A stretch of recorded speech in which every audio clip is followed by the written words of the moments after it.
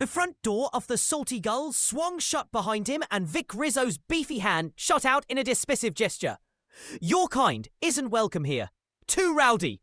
Take your business elsewhere," he sneered, his voice carrying across the empty bar like a sudden gust that rattles windows.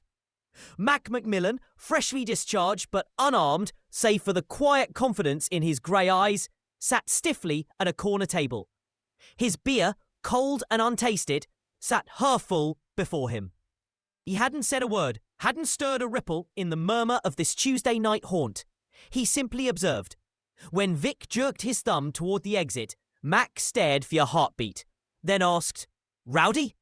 His voice was calm, measured, as even as the ocean he'd come to miss. "I haven't even finished my first drink."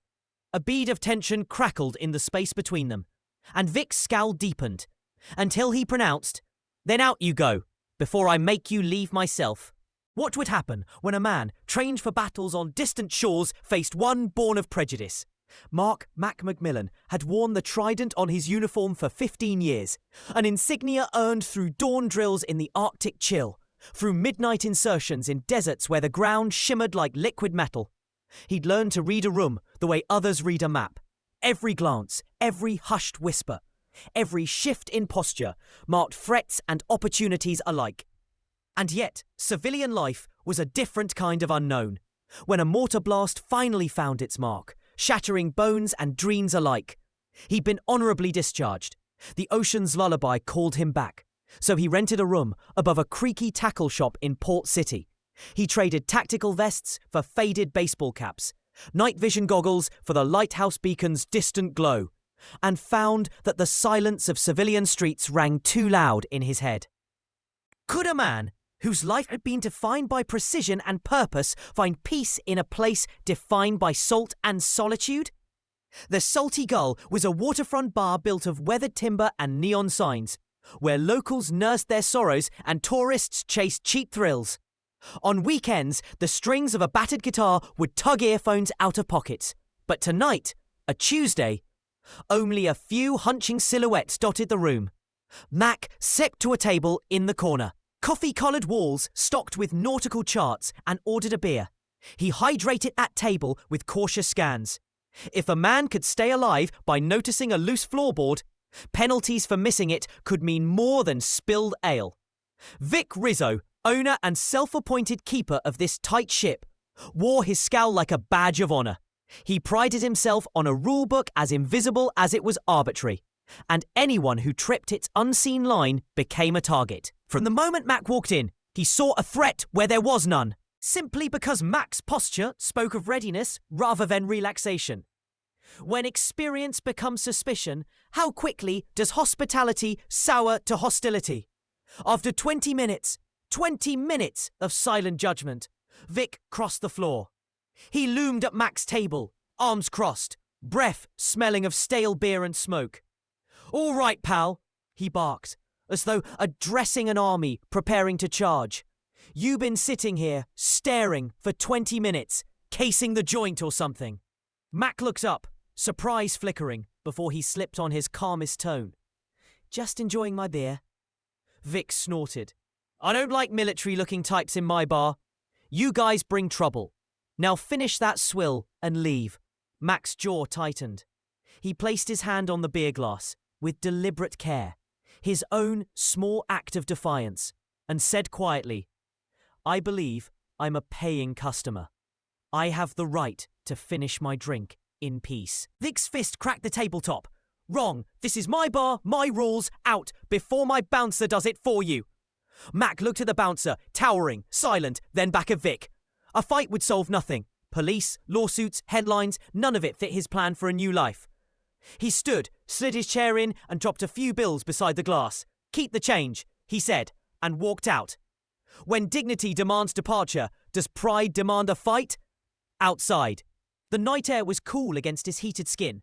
Streets shimmered under lamplight, the bay's black water whispering secrets he couldn't shake.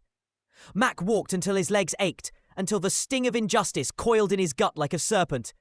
Then, leaning against the seawall, he drew his phone and opened a secure SEAL comms app, an echo of a past world. He tapped out, "Vic Rizzo of the Salty Gull, hostile ejection last night, FYI." He pressed send, expecting silence in return. This was the vent of a soldier, not the call to arms he once fired. Yet loyalty among brothers ran deeper than memory. Can a simple FYI ever change a man's fortunes? The very next afternoon, as Vic unlocked his door and flexed muscles still sore from bragging rights, 3 unmarked black vans coasted to stops across the street. Doors slid open with the hush of ghosts on a mission. A dozen figures emerged. Jeans, t-shirts, low baseball caps. Each move precise, purposeful. They crossed the asphalt in a loose tactical formation, silent but for the click of boot heels, and headed straight for the Salty Gull.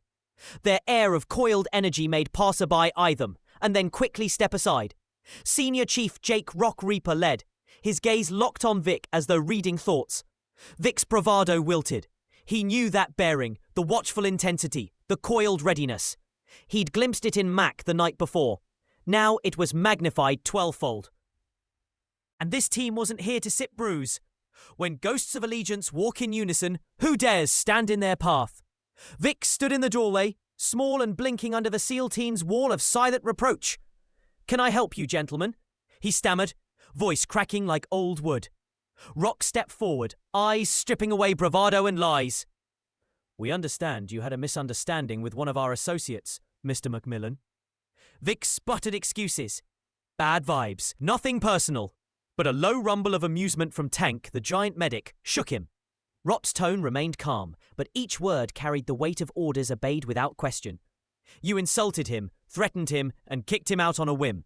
Is disrespecting a man who served his country with honor your standard practice?" Vic's face went pale. I support the troops. I've got a flag out front." Rock's lips curved in a near smile. "Then show it. You will offer Mac the personal apology, in his name and ours. You will also make a substantial publicly acknowledged donation to the Navy SEAL Foundation. Consider it an investment in community relations. How much does respect cost when it was never on sale?" Inside a cramped office, Doc, the team's medic and accountant, ran figures with quiet persuasion. Rock waited, arms folded, as Vic's mind raced between fear of loss and need for redemption. Outside, the other SEALs sat at tables. Silent sentinels whose presence rebuked any idea of delay. Finally, Vic emerged, gaunt and changed.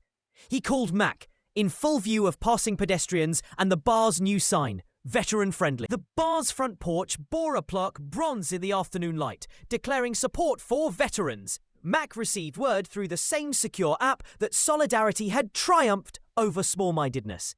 And though the SEAL team departed as silently as they came, their presence lingered on every stool and countertop. A reminder that respect, once demanded, can inspire real change. When justice rides on 12 wheels of duty, where does the ripple end? 1 week later, Mac stepped into the Salty Gull once more. Vic himself poured his beer, ice cold, on the house, and the bouncer gave a respectful nod rather than a menacing glare. Mac settled into his corner seat, looking out at the harbour with quiet pride. He didn't gloat. The beer's foam curved into a perfect crescent, and he tasted sweetness under salt. He knew his brothers had his six, whether in a combat drop zone or a rundown waterfront bar. They'd reminded the world that brotherhood doesn't end at discharge, and that sometimes the fiercest weapons are loyalty and presence. Is there a stronger bond than the silence shared between those who face danger together?